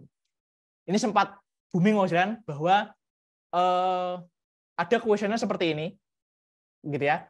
Nanti yang buka story-nya dia bisa ngisi, gitu, dia bisa ngisi. Ada yang tanya, boleh spill profil WA kalian? Wah, di-spill lah di sana, foto WA-nya diambil, gitu ya. Boleh spill nama variasi kamu, nah, gitu ya, nama variasi kamu. Misalnya, saya sering dipanggil dengan orang terdekat saya itu Bang Kar, Bang Karno. Nah, itu hanya segelintir orang yang tahu panggilan saya Bang Kar misalnya. Nah, tapi saya sudah upload di sana, orang yang bikin kuesioner itu tahu, ternyata dia panggilannya Bang Kar dan sebagainya. Tanda tangan kamu dikasih tanda tangannya, gitu ya. Dan nanti ada yang cerita seperti ini, Ustaz, bahwa ada penipu yang manggil dia itu PIM, gitu ya. Jadi PIM itu adalah nama panggilan kecil dia yang hanya sedikit orang yang tahu, gitu ya. Berarti dia sangat percaya, karena dia sudah panggil saya PIM. Mungkin dia orang yang benar, gitu ya. Jadi saya punya teman, misalnya Mbak Vina tahu nama kecil saya PIM, dia WA saya, tapi kok nomornya beda, tapi dia manggilnya PIM. Oh, berarti tapi ini pasti benar Vina. Karena orang yang tahu nama kecil saya adalah Mbak Vina, yaitu nama panggilan saya PIM. Nah, akhirnya ada yang minta dibeliin pulsa dan sebagainya, akhirnya kena. Nah, ini konsep social engineering. Atau yang selanjutnya, yang sedang trending, undangan pernikahan, gitu ya, digital.apk. Nah, jadi dia based on-nya APK, gitu ya. Makanya memang Android itu belum, gitu ya, belum sesecure yang Apple, karena Apple itu nggak bisa share APK seperti ini. Tapi kalau Android memang bisa. Nah, misalnya datang nomor seperti ini, fotonya di sini mantan kita yang dulu, gitu ya, sudah lost kontak 5 tahun lamanya. Gitu. Dia datang, ini foto profil mantan saya dulu, dia kirim undangan pernikahan. Gitu ya. Nah, kita semangat pengen tahu saingan saya siapa sih? Suami dia sekarang siapa sih? Gitu ya. Atau istri dia siapa sih? Nah, kita buka karena penasaran, akhirnya kena dong. Gitu ya. Social engineering. Gitu ya. Atau yang selanjutnya, paket gitu ya. Paket gitu ya. Dan ini dia tahu bahwa sedang kirim paket. Gitu. Makanya dia, saya pengen buka deh, saya pengen tahu kira-kira paket saya sudah sampai mana.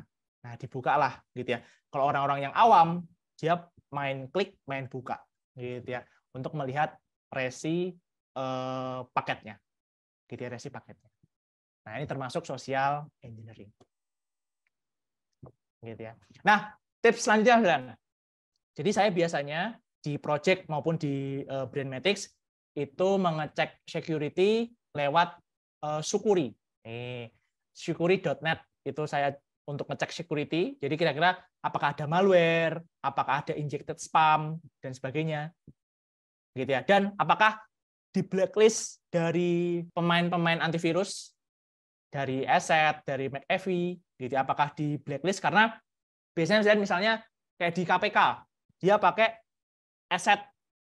Ternyata domain kita diblok sama Asset. Wah, itu jadi pas kita mungkin lagi paparan dan sebagainya, itu bisa terblok. Nah, salah satunya itu. Makanya saya pakai Sucuri.net. Gitu. Karena kan biasanya organisasi sudah pakai entah itu McAfee, entah itu Norton, entah itu Asset dan sebagainya. Ini khusus security, biasanya di sini. Kalau untuk kecepatan, saya pakai GT Matrix, gitu ya. Untuk misalnya, situs saya lemot nih mas, web saya lemot nih mas. Nah, nanti cemplungin di sini, nanti dia akan ngasih saran perbaikannya apa, gitu ya di bawah. Dan idealnya page speed-nya itu dapat A. Ini pasti kencang banget, gitu ya. Paling rendah itu F. Jadi kalau dapat F berarti perlu diperbaiki. Nah, itu GT Matrix. Nah, kemudian kalau misalnya Bapak Ibu sekalian nanti mendapatkan case, wah ternyata domain saya terdeteksi memiliki aktivitas berbahaya di dalamnya. Padahal tampilannya nggak kenapa-kenapa, gitu ya, tetap is normal. Nah, ini saya pernah terjadi kan di satu domain saya, itu namanya tn1.org, tarunanusantara1.org. Nah, itu situsnya nggak apa-apa, gitu ya. Dia normal, diakses bisa, gitu ya, login oke, bikin artikel nggak masalah. Nah, cuma terdeteksi oleh public domain registry. Nah, oleh ini public domain registry bahwa di dalam itu ada aktivitas berbahaya. Ini suspicious activities. Wah, ternyata di sini dalamnya ada aktivitas berbahaya. Nah, kemudian saya cek menyeluruh di dalamnya, saya buka cPanelnya, saya keluarkan, saya cek semua data, ternyata betul ada beberapa file yang sepertinya diinjek dari luar, gitu ya. Kemudian saya hapus, saya perbaiki security-nya dan sebagainya. Nah, tapi nanti biasanya yang akan mengeluarkan adalah public domain registry, gitu ya. Nanti akan terblok kalau Bapak Ibu sekalian nggak merespon email mereka. Nah, ini salah satu tips. Jadi kita harus respon dulu. Oh, baik, kami sudah dapat sumber masalahnya di mana, saat ini sedang kami cek. Nah, itu balasannya. Jadi jangan didiamkan. Kalau didiamkan, mereka taunya, wah, ini nggak dianggap nih sama si pemilik domain, udah saya take down dong, gitu ya. Itu konsepnya seperti itu. Nah, jadi dia the next 24 hours, gitu. Jadi berapa jam setelahnya itu tolong direspon atau ditindaklanjuti. Nanti dari sini. Setelah kita tindaklanjuti, nanti dicek misalnya di Sucuri tadi semuanya clear, up to date dan aman. Nanti semua domain juga sudah mengizinkan, gitu ya. Atau bisa kita cek lewat Google Search Console. Di sana juga biasanya akan mengeluarkan notifikasi keamanan. Ini secure atau enggak, ini aman atau enggak. Nah, ini dari sini. Gitu ya, dari Google Search Console. Nah, saya handle semua domain saya itu pakai Google Search Console seperti ini. Nah, di beberapa tempat kan ini untuk mengidentifikasi resiko keamanan dari aplikasi berbasis web, misalnya itu kami pernah pakai 2 aplikasi ini, yang mana dia masuk ke dalam kuadran Gartner, gitu ya, di sini. Jadi ada Acunetics, gitu ya, dan juga ada Rapid7. Dia challengers, pemain baru. Nah, kami pakai karena waktu itu dapat free, gitu ya. Jadi kami cek untuk beberapa aplikasi yang kami kembangkan di Polri, di KLHK, gitu ya, di beberapa tempat, gitu ya. Kami pakai Acunetics dan juga Rapid7. Nah, contoh Akunetics sudah. Nah, Akunetics misalnya kita tes, kita masukkan gitu ya. Nah, nanti biasanya tampilannya di sebelah kiri. Gitu ya, di sini. Apakah ada trade berbahaya? Dan intensitasnya apa? Apakah high atau medium atau low? Nah, itu nanti akan tercek berapa yang berbahaya trade-nya atau serangannya. Ini Akunetics. Kalau Rapid 7 itu seperti ini contohnya. Sama, ada yang high, ada yang medium, ada yang low, ada yang information. Gitu ya. Nah, ini contoh sistem BOS dan ini yang ngecek dari Polri. Nah, nanti di scan-nya sampai 15 jam waktu itu. Vulnerability testing-nya gitu ya. Nah, tapi secara umum aman karena saya sudah terapkan beberapa cara yang di atas dari nomor 1 sampai nomor 5 gitu ya untuk menangani tren serangan aplikasi berbasis web. Nah, akhirnya informational di 118 gitu ya. Low atau masih oke gitu ya dan tidak berbahaya itu 35. Nah, ini kalau di Polri itu rutin. Itu setiap 1 bulan sekali harus di testing. Gitu ya, vulnerability testing. Nah, jadi ini yang BOS secara umum aman gitu ya. Jadi kami boleh berintegrasi dengan sistem lain di Polri. Kalau ini ada yang high, ada yang medium itu langsung di-cut kan. Gitu ya. Se-rigid itu kalau di Polri. Nah, tapi salah satunya mereka pakai Rapid 7. Gitu yang pernah kami lakukan. Nah, ini baru banget di Januari kemarin. Nah, Januari tanggal 19. Nanti testing lagi Februari tanggal 19. Gitu ya. Nah, that's all kemudian secara umum itu. Nah, jadi sekali lagi 5 tren serangan aplikasi berbasis web tadi dari vulnerable komponen gitu ya. Jadi masalah form gitu ya, masalah tipe data formnya, length-nya, kemudian extension filenya. Nah, itu harus dicek betul-betul komponennya. Yang kedua terkait SQL injection gitu ya. Tadi ada single quote, ada double quote, ada semicolon. Terus ada SSRF, server side request forgery. Dia memanfaatkan kealiman kita gitu ya sebagai manusia yang mudah percaya gitu ya untuk bisa masuk ke dalam server. Yang keempat, cryptographic failures, session hijacking. Nah, jadi bisa kita diambil sesinya sama orang lain atau kita dipaksa mengambil atau memakai session itu. Menggunakan cara nomor 5, social engineering. Pakai undangan nikah mantan kita, pakai WA paket kita gitu ya, dan pakai Instagram tadi. Nah, itu social engineering. Nah, secara umum that's all itu Bapak sekalian dari saya gitu ya untuk 1H di pagi hari ini. Nah, nanti mungkin kita bisa lanjutkan ya dengan sesi tanya jawab atau diskusi. Nah, gitu. Jadi secara umum itu nanti slide-nya bisa di-download di LMS dan Never Ending Story. Mau kapanpun di-download masih bisa.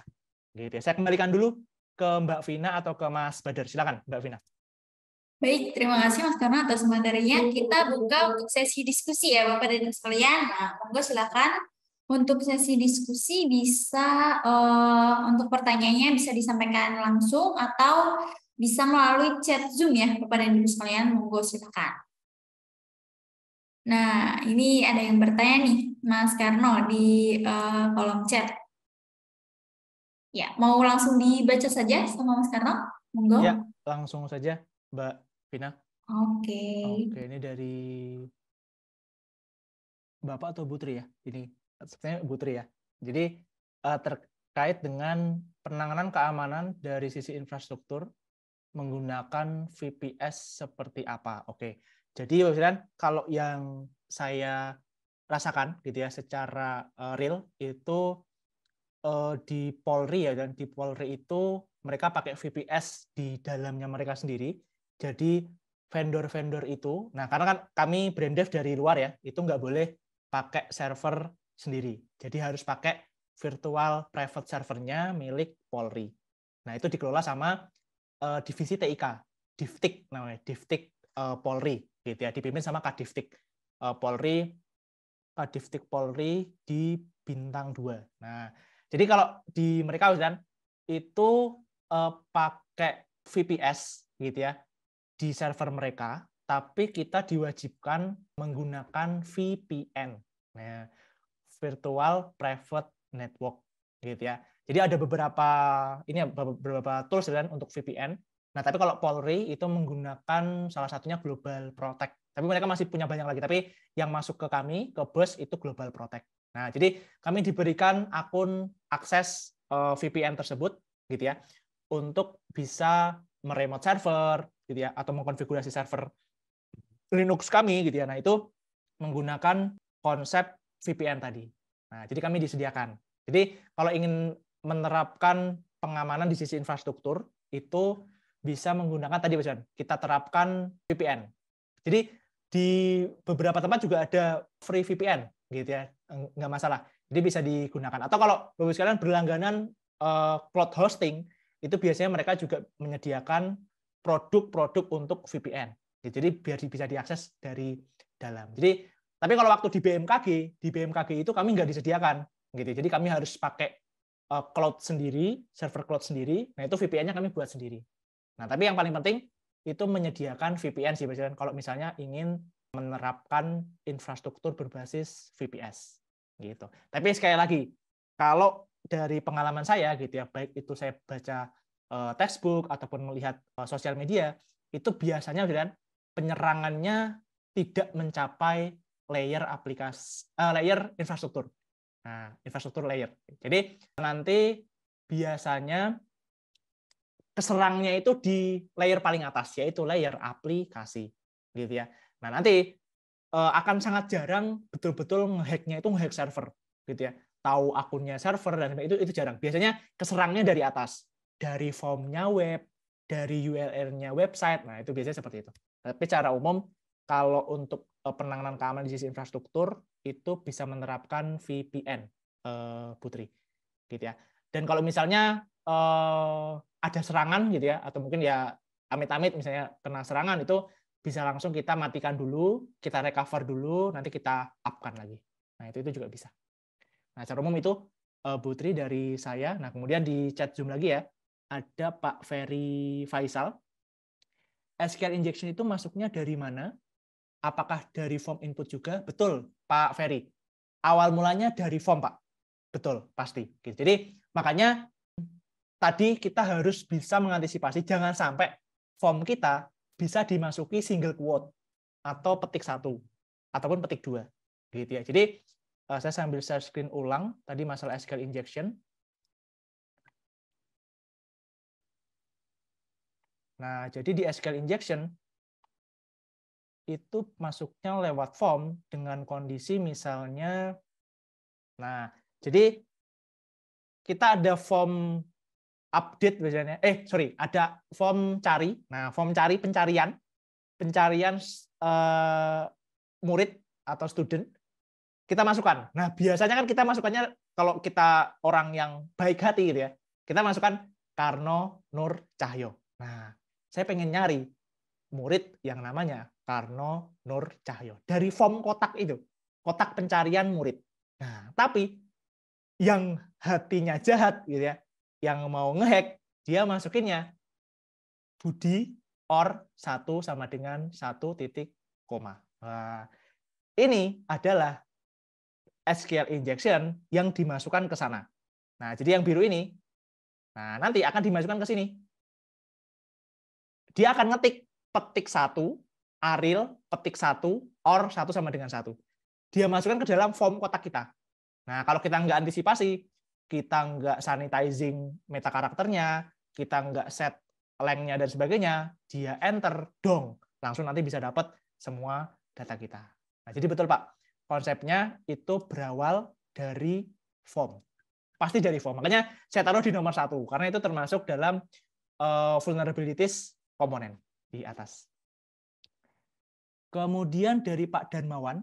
Nah, Pak Darmawan terkait security yang bisa diterapkan untuk API service itu seperti apa? Nah, kalau API service Pak, itu yang pernah kami lakukan adalah integrasi dengan OSS. Nah, OSS miliknya Kementerian Investasi. Nah, kalau di sana itu konsepnya kami diberikan token.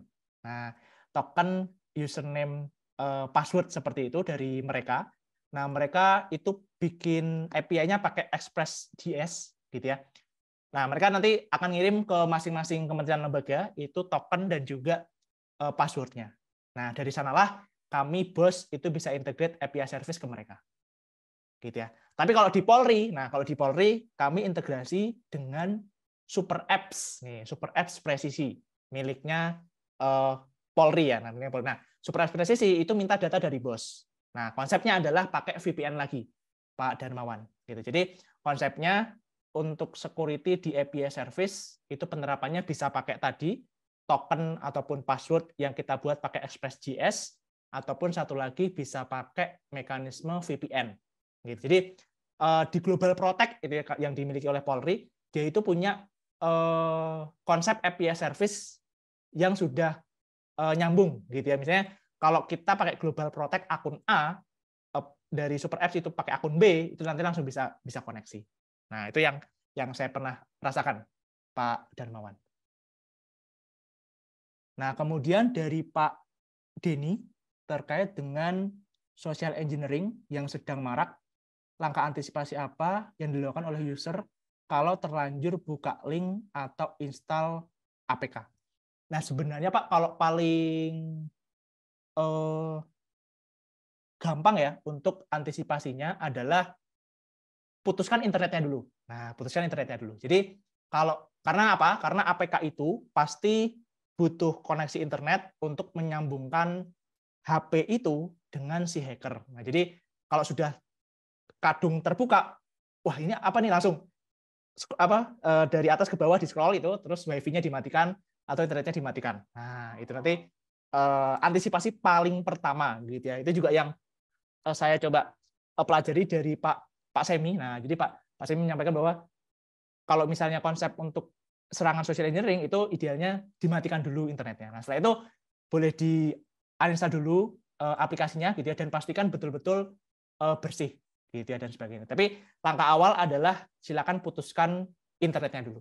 Putuskan internetnya, kemudian nanti bisa di uninstall aplikasinya. Nah, nanti insya Allah bersih, gitu. Jadi sudah kita putus aplikasinya, kita uninstall, nah dia kemungkinan besar sudah nggak bisa lagi akses handphone kita. Nah, langkah awalnya seperti itu sih, Pak Denny, izin.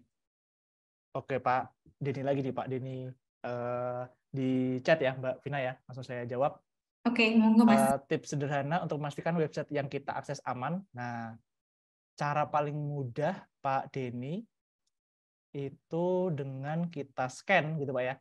Kita scan melalui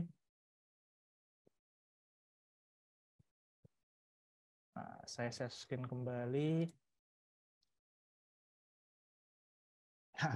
Kita scan dari sini, Pak Didi dan Bapak Ibu sekalian gitu. Jadi kita pakai sukuri.net karena dia tinggal memasukkan domainnya gitu ya, domainnya. Jadi di sini nanti akan terdeteksi gitu ya, ada apa saja di dalamnya, apakah ada malware-nya atau adakah internal server error, apakah ada injected spam, termasuk apakah dia terblokir oleh salah satu. Nah, ini kan pemain besar ya di aspek antivirus. Nah, jadi apakah ada yang blacklist di antivirus tersebut? Nah, kalau ada yang terblacklist, kita idealnya harus waspada terhadap situs itu, gitu ya. Mungkin ya itu di dalamnya ada yang tidak normal gitu ya. Nah, karena ini gratis, gitu ya. Ini gratis. Jadi kita buka situs ini, nanti kita masukkan domain webnya atau domain aplikasi berbasis webnya, dong, langsung nanti dia muncul seperti ini gitu ya, mana yang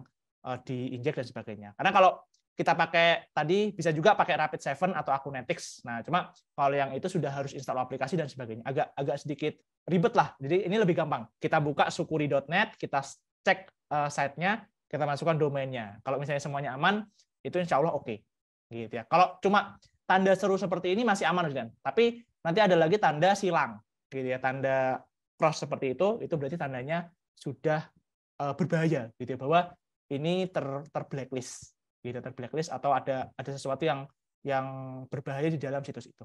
Nah, kalau APK, wah APK ya Pak. Nah, kalau APK gini Pak Denny, sebenarnya APK itu Pak yang paling aman itu harusnya ada di Play Store, Bapak Ibu sekalian, gitu ya. Jadi ada di Play Store. Karena apa?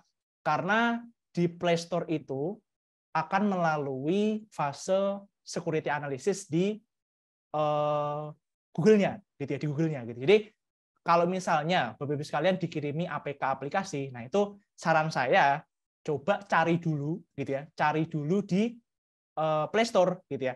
Kalau misalnya memang ada, berarti itu secure. Tapi kalau nggak ada, itu agak berbahaya gitu ya. Nah, jadi saya pun dulu misalnya pas membuat aplikasi BOS dan SIPP itu memang ada versi mobile-nya. Nah, cuma saya dari Divtik pun tidak diperbolehkan langsung share APK gitu ya ke semua personel Polri, nggak boleh. Jadi harus dipublish dulu Mas Karno di Play Store. Dan saya pun juga nyebarkannya enak. Oh, silakan Pak di-download di Play Store. Tinggal di search namanya SIPP, namanya Binmas Online System. Nah, itu lebih aman. Makanya cara mengecek APK kita itu aman atau tidak sih paling nyaman kita cek di Play Store, Bapak-Ibu sekalian. Kalau misalnya ada, berarti sudah aman, sudah melalui beberapa fase security gitu ya. Kalau misalnya dia belum ada, itu biasanya agak berbahaya. Gitu. Paling seperti itu, Pak Denny.